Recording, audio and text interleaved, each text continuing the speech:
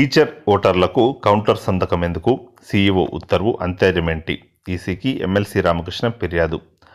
ఉపాధ్యాయ MLC ఎన్నికల్లో ఓటరుగా నమోదు చేసుకోవాలంటే ఎయిడెడ్ పాఠశాలలు, జూనియర్, డిగ్రీ కాలేజీలకు చెందిన ఉపాధ్యాయ సిబ్బంది నిర్దేశిత అధికారి నుంచి కౌంటర్ సంతకం తీసుకోవాలన్న నిబంధనను ఆకస్మికంగా ప్రవేశపెట్టడంపై గుంటూరు, కృష్ణా నియోజకవర్గాల ఉపాధ్యాయ ఎమ్మెల్సీ ఏఎస్ రామకృష్ణ అభ్యంతరం తెలిపారు.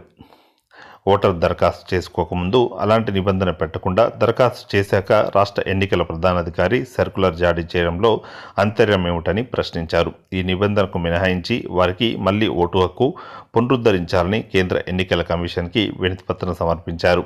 గతంలో ఎన్నికలు జరిగినప్పుడు ఎయిడెడ్ ఉపాధ్యాయ సిబ్బందికి తమ సర్వీస్ సర్టిఫికెట్పై కౌంటర్ సంతకం తీసుకోవాల్సిన అవసరం ఉండేది కాదని, సంబంధిత సంస్థ అధిపతి సంతకం ఉంటే సరిపోయేదని గుర్తు చేశారు. అలా ఓటర్ల జాబితాలో నమోదు చేసుకున్న వారందరి దరఖాస్తులను తిరస్కరిస్తున్నారని తెలిపారు.